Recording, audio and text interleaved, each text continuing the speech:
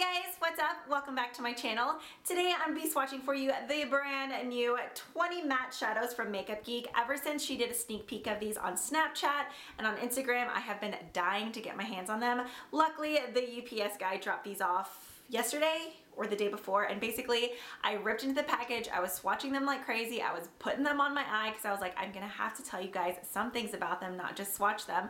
So I'm wearing several of the matte purple shades on my crease and on my inner and outer corner. On the center of my lid, I'm wearing one of the new 12 duochrome shadows. I didn't do a swatch video of those. I know there's already a million out, but I definitely plan on doing some looks with those because they're just so pretty and fun. I love them. But today we're gonna be talking about these babies. One quick disclaimer, just because I always like to be honest with you guys. The links for the shadows down below are going to be affiliate links, which means if you click through those, I will get a percentage of the sale. But if you guys aren't comfortable with that, by all means, just go into your web browser, type in Makeup Geek Cosmetics and shop that way. But if you guys do want to click the link, I really do appreciate it. But of course, no pressure. I just wanted to let you guys know that way there was like no sneaky business going on. But yeah, these retail for $6 a pan. I believe there's a bundle deal where you can save $10 if you did want to buy all 20 of them. Rather than being $120, they would be $110, so a savings of $10. I believe she also does have another bundle deal that's for a limited time. It's 27 shadows plus the Chevron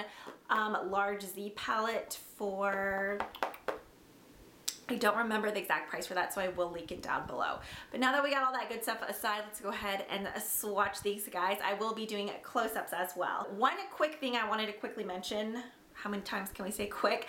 The very first time that I went through and swatched all of them, I did notice a difference in texture. There were several matte shadows that were like incredibly creamy, and then others that just felt a bit more dry. But overall, they all had great pigmentation, which I guess that's like the main thing that matters. So what I did this morning is I intentionally went in and grabbed two of the shadows that I felt were a bit drier than some of the other ones to see how they applied. Now, even though they were a bit drier with swatching, they applied just as good as the creamy ones. I just wanted to let you guys know that because I was a bit worried when I swatched some of these and they like swatched a bit patchy. They still went on the eyes great. So definitely there is a texture variation, but overall I feel like pigmentation stays like on point throughout the entire collection. So the very first color we have here is called Mirage.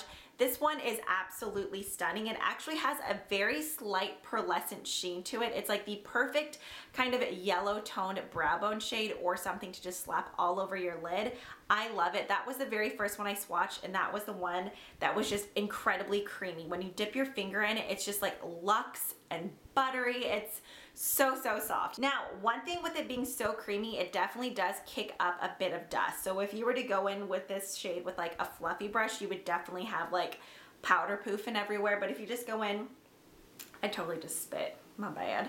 If you went in with like a stiff flat shader brush, I didn't have any issues with fallout or anything like that. Next up, we have this shade here called Sorbet. This is one that doesn't feel quite as creamy, and swatched it doesn't look like anything special, but it's actually a gorgeous color just to lay all over your lid, just to have like a nice bright soft pink lid color or on your brow bone. So it's really personal preference whether you prefer more of a yellow tone or a pink tone, but I definitely find this color to be really nice and brightening. So if you're going for like a no makeup look and you want something bright on your lid, this would be a great color choice.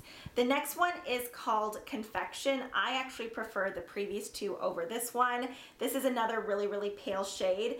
And once again, like Sorbet, it has a slight pinky tone, but almost a bit of lavender in it as well.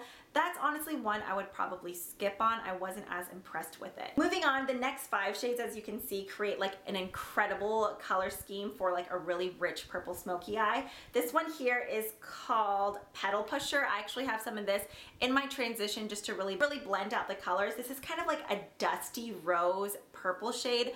It's another really soft shadow. I love it. Next up, we have the shade Carnival. This is another soft one. This is a gorgeous kind of pinky purple. I have some of this on my crease as well. I feel like if you're really into purples, especially if you have brown or hazel eyes, these 5 shadows would be like must-haves to pick up if you're really into creating like a really nice purple gradient smoky eye. Oh, I really like this color.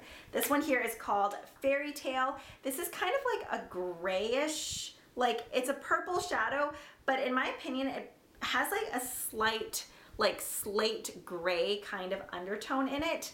And then this one here is a straight up grapey purple color. Hopefully, yeah, no, the camera's doing a good job of picking up the shade. This one is called Curfew. I have this color and this one here blended out on the outer and inner corners just to create some nice depth. This is an amazing purple. It's just, like I said, a really grapey color. That one was one of the first ones that I swatched that was a bit on the drier side, as well as this one here, Motown. This was another one that felt really, really dry. So I made a point to use that just to see how it would apply. I used it with a pencil brush and the color went on really nicely, pigmented, saturated, didn't have any issues with fallout. Wasn't like patchy or anything like that. That's another thing I wanted to mention. I feel like matte formula eyeshadows are really hard to just get right. You know, sometimes with some matte shadows, they'll have amazing pigmentation, but then they don't do a good job blending. Like you'll lay down a deeper matte tone color and it's like, yeah, it's there, but then it's like not really moving anywhere. This wasn't one of those colors. It did its job and it blended out seamlessly. That's what I have on the outer corner.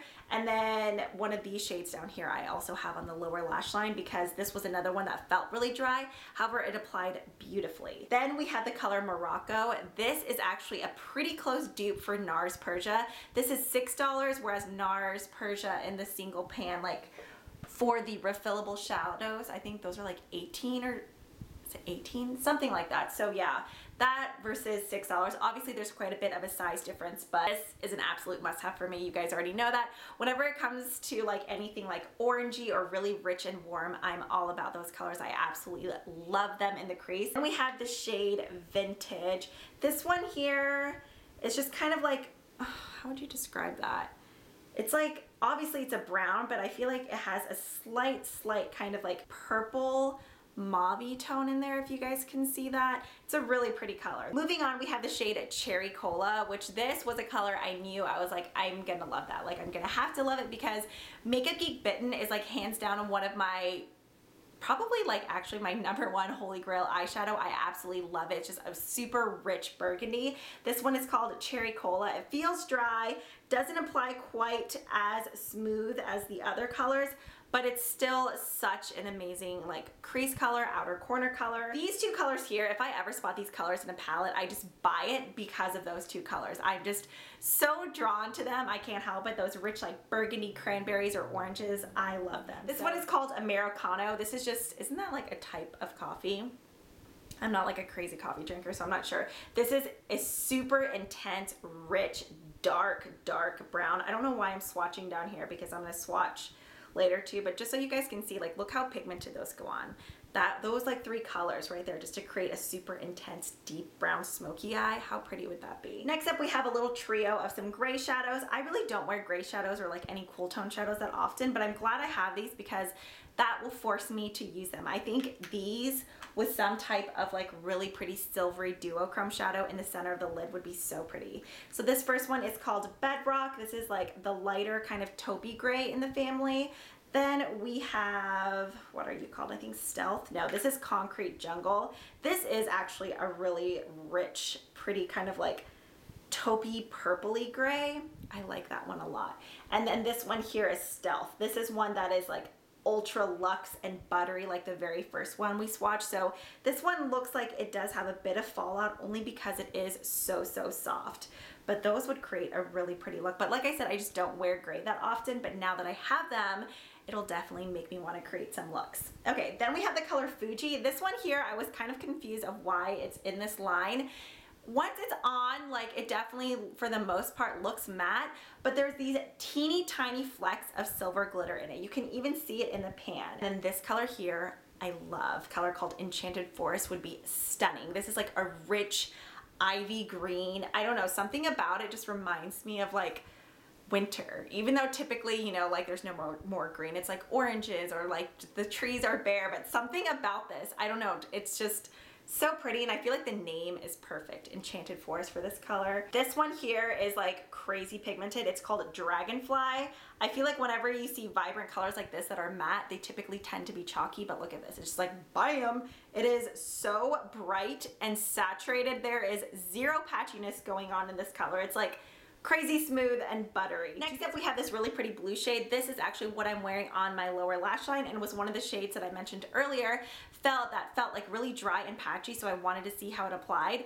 It applied beautifully. I didn't have any issues with like crumbliness, patchiness, anything like that. Like it went on super pigmented. I just pressed it onto my lower lash line and I actually mixed some of it with Motown. That created like the deepest, prettiest royal purple ever. That's what I have like on the inner and outer corners and the lower lash line.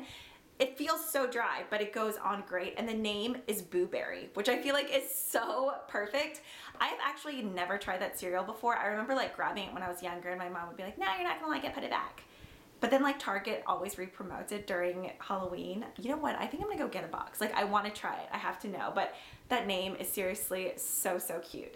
And then this very final color here is Time Travel. This like dragonfly is like crazy pigmented. I can't get over it. Like it literally feels like a cream when you're rubbing your finger in it. Alright you guys, so there are the 20 swatches of the brand new Makeup Geek Matte Shadows. Like I said, I'll have all the links down below. Let me know what shadows you guys pick up or wanting to get your little paws on. And as always, thank you guys so much for watching. If you haven't already, please subscribe and I will catch you guys in the next one. Bye!